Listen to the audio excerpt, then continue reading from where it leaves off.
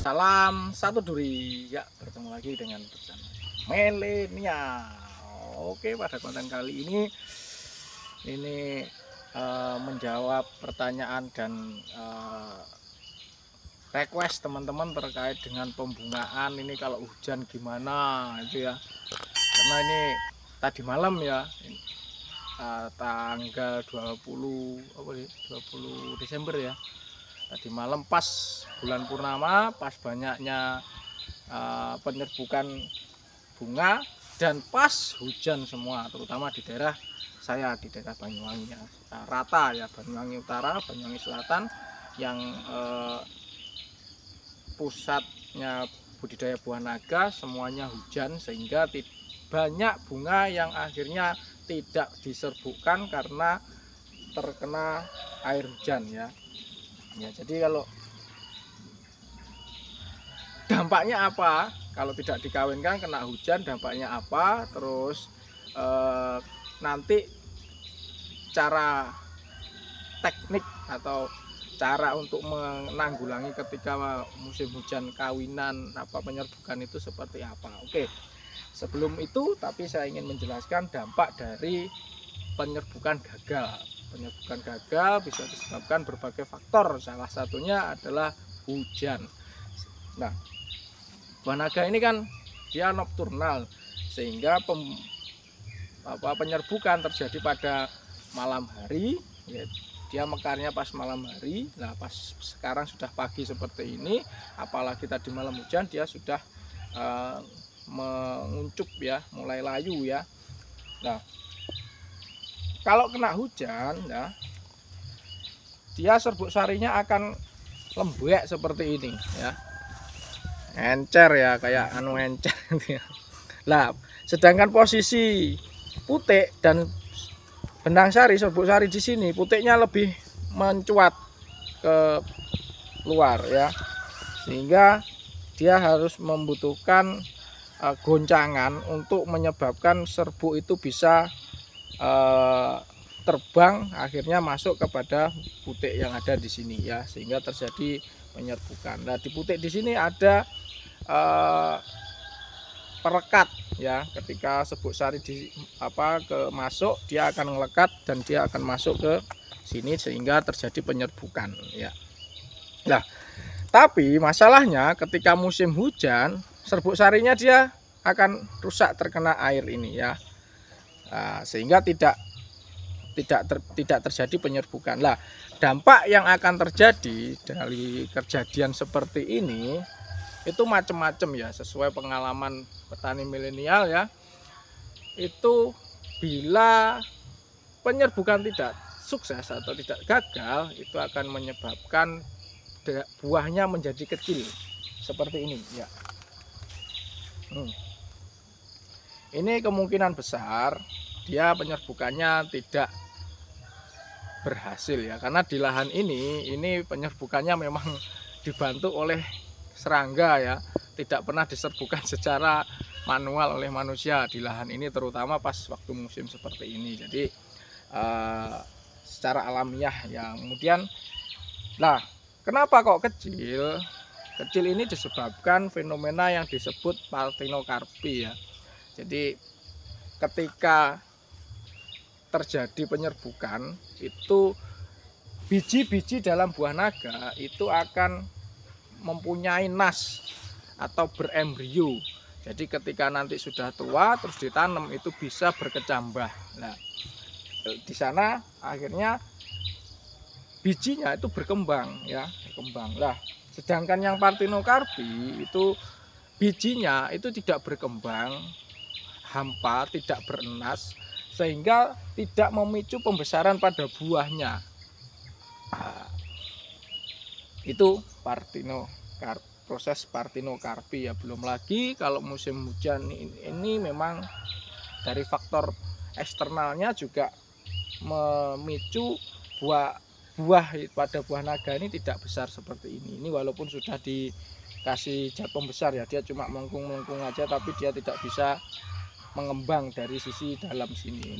Itu akibat salah satunya gagalnya penyerbukan gitu ya.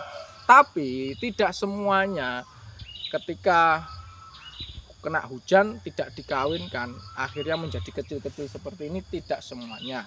Karena proses penyerbukan itu sangat kemungkinan berhasil itu besar ya, karena serbuk sarinya banyak, terus kemudian putiknya pada buah naga di sini dia lebar, penampang penangkapnya serbuk sari itu juga luas, ini bergelambir-gelambir ini.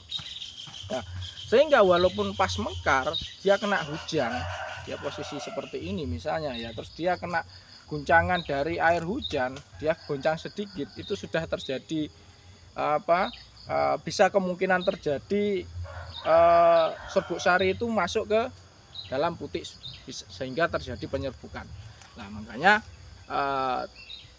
jangan khawatir yang tadi malam kena hujan, penyerbukan kena hujan, tetap di rawat, karena ini seleksi alam lah ya. Bagi yang tidak mau merawat ya pasti nanti tidak akan besar, tapi tetap ada kemungkinan beberapa persen akan menjadi buah besar karena sukses penyerbukannya, walaupun tidak diserbukan secara manual ya. Terus kemudian bagi yang tidak sukses ya kecil-kecil seperti ini dampaknya. Oke, belum. Tapi kalau dia hujan terus, ini akan membusuk. Juga ada kemungkinan ini akan membusuk sampai dia runtuh ya, menguning gitu. Itu kalau hujannya terus menerus ya. Terus kemudian caranya mensiasati bagaimana mau penyerbukan nanti malam hujan ya, di sini kita lanjut ya di tutorialnya ya, karena ini di sini bunganya sudah mekar semua, saya cari bunga yang tidak mekar. Oke, untuk mensiasati hujan pada saat penyerbukan kita hanya butuh gelas pop ice ya loh, atau gelas aqua, tapi kalau gelas aqua kurang besar lah ya, gelas pop ice ya, murah meriah ya, biasanya per 100-nya cuma ya 15.000, murah lah ya. Terus kemudian yang lebih murah lagi dengan menggunakan plastik pembungkus seperti ini, itu lebih murah lagi ya. Caranya gimana? Jadi kita bisa lihat nih ya, nah seperti bunga-bunga kayak gini ini bisa diestimasi besok atau nanti malam ya dia mekar ya, dia mekar. Sehingga bunga-bunga yang model-model seperti ini kita tutup dengan menggunakan plastik pop ice. Atau lagi ya lebih murah lagi dengan menggunakan karet gelang. Saya menganggap karet gelang apa enggak ya ini ya. Oh ya ini ya, bisa menggunakan karet gelang, teret ya. Nah seperti ini. Nah sebenarnya tujuan plastik pos es kemudian plastik pembungkus ini ya seperti ini bertujuan untuk menahan kelopak bunganya ini untuk mekar, sehingga ketika dia mekar kalau tidak ada penutupnya ini atau tidak ditahan, itu air hujan akan masuk dan membasahi serbuk sari. Intinya bagaimana kita mencegah serbuk sari terkena dengan air ya. Nah seperti ini. Nah nanti kalau sudah malam-malam atau besok atau ketika hujan sudah dipastikan reda, kita bisa mulai mengawinkan ya, dibuka terlebih dahulu baru nanti pas mekar dia kita serbukkan ya, kita bantu menyerbukan ya.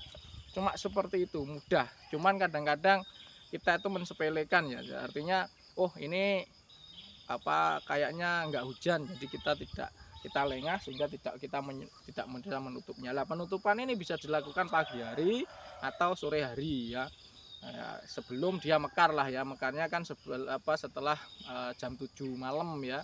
Nah, itu mulai mekar lah. Sebelum itu ya dilakukan penutupan ya. Ketika mekar dia tertahan oleh ini atau karet gelang ini atau ini. Tapi yang paling enak memang ini ya, cepat kerjanya.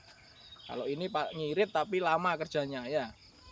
Oke, itu tipsnya dari petani milenial, mudah-mudahan bermanfaat. Dan bila mana video ini bermanfaat, jangan lupa like, comment, and share ya kepada teman-teman lain agar video ini dapat ditonton lebih banyak orang. Oke, saya akhiri, salam satu duri.